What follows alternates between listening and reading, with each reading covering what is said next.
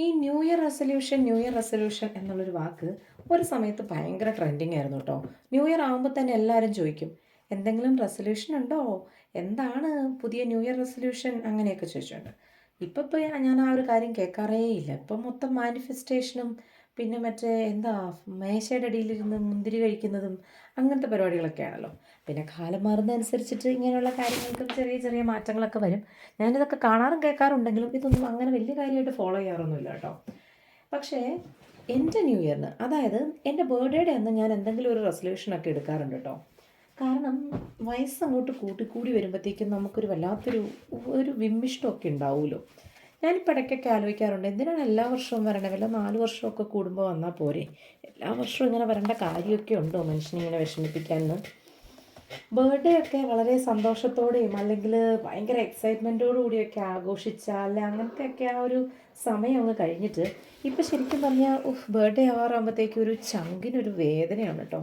എൻ്റെ ദൈവമേ, ഒരു വർഷം പോയ പോക്ക്, അല്ലെങ്കിൽ വയസ്സ് കൂടിയില്ലോ, ഒന്നും ആയില്ലല്ലോ, എന്താണ്ടൊക്കെ ഓരോരോരോ ചിന്തകളൊക്കെയാണ് മനസ്സിൽ. പിന്നെ എന്ത് തന്നെ ആയാലും ഈ പ്രായം കൂടിപ്പോകുന്നത് അങ്ങോട്ട് തീരെ ഇഷ്ടപ്പെടുന്നില്ല. ഒരു 5-6 വർഷം മുന്നേ ഉള്ള ഏതോ ഒരു ബർത്ത്ഡേയിൽ എൻ്റെ മനസ്സങ്ങോട്ട് അവിടെ തന്നെ അങ്ങ് നിൽക്കുകയാണ് കേട്ടോ. അവിടുന്ന് മുന്നോട്ട് വരണമെന്ന് ലേശം ആഗ്രഹം എനിക്കില്ല. പക്ഷെ എന്നാ ചെയ്യാനാ, കലണ്ടർ മാറുന്നുണ്ട്, ആൾക്കാർ പ്രായം കൂട്ടി പറയുന്നുണ്ട്, കണ്ടാലും പ്രായം തോന്നുന്നുണ്ട്. അങ്ങനെയുള്ള ചില കാര്യങ്ങളിൽ നമുക്കത് മാറ്റി വയ്ക്കാൻ പറ്റുന്നില്ല. പക്ഷെ എൻ്റെ മനസ്സിപ്പോഴും ഒരു 5-6 വർഷം പുറകിൽ തന്നെ ഇങ്ങനെ നിൽക്കുകയാണ്. എനിക്ക് തീരെ താല്പര്യമില്ല ഇനി മുന്നോട്ട് പോകാനൊന്നും. ഇങ്ങനെയൊക്കെ തന്നെ അങ്ങ് പോകണമെന്നാണ് എൻ്റെ ഒരു ആഗ്രഹം. പക്ഷേ എന്നാ ചെയ്യാൻ, ഇനിയിപ്പം 2026 അങ്ങ് തീരും, അടുത്ത വർഷവും വരും, വീണ്ടും വരും ഒരു ബർത്ത്ഡേ. അങ്ങനെയൊക്കെ ആയിട്ട് ഇതിപ്പോൾ ഒരു പേടി സ്വപ്നമായിട്ട് മാറിയിരിക്കുകയാണ്. ചുരുക്കം പറഞ്ഞാൽ ആരും അറിയണ്ട എന്ന് ഞാൻ വിചാരിക്കാറുണ്ട് എൻ്റെ ബർത്ത്ഡേ ഒന്നും. കാരണം നമുക്കൊരു വയസ്സും കൂടെ കൂടിയതാരും അറിയണ്ടല്ലോ.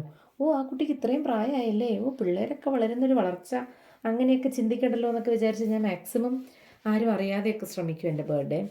പക്ഷേ എന്നാലും ആ ഒരു ദിവസമാകുമ്പം നമുക്ക് പ്രിയപ്പെട്ടവർ നമ്മളെ വിഷ് ചെയ്തില്ലെങ്കിൽ, അല്ലെങ്കിൽ നമ്മൾ വിചാരിക്കുന്ന കുറേ ആൾക്കാരുണ്ടാവുമല്ലോ, അവരൊക്കെ എന്നെ വിഷ് ചെയ്യും, അല്ല അവർക്കൊക്കെ അറിയാം അങ്ങനെയൊക്കെ. അപ്പോൾ അവരുടെയൊക്കെ ഭാഗത്തുനിന്നൊരു വിഷ് വന്നില്ലെങ്കിൽ എനിക്കങ്ങ് ഭയങ്കര സങ്കടം തോന്നുകയും ചെയ്യും കേട്ടോ. അവരും എന്നെ മറന്നല്ലേ, അല്ലെങ്കിൽ നമ്മൾ പ്രായമാവും തോറും ആൾക്കാരൊക്കെ നമ്മളെ മറക്കും, നമ്മുടെ ആ ഒരു സർക്കിളൊക്കെ കുറഞ്ഞു വരും, അങ്ങനെയൊക്കെയുള്ള ഓരോരോരോ വിഷമങ്ങളൊക്കെ വരും കേട്ടോ. എന്താ അല്ലേ, വല്ലാത്തൊരവസ്ഥ. ഞാനിങ്ങനെ എൻ്റെ ബർത്ത്ഡേ കഴിഞ്ഞപ്പോൾ തൊട്ട് ഞാൻ ഇങ്ങനെ ഇരുന്ന് ഓരോന്ന് ആലോചിക്കുകയായിരുന്നു, എന്തെല്ലാമാണ് ഇവിടെ നടന്നുകൊണ്ടിരിക്കുന്നതെന്നുള്ളത്. എന്തായാലും കൊള്ളാം, പുതിയൊരു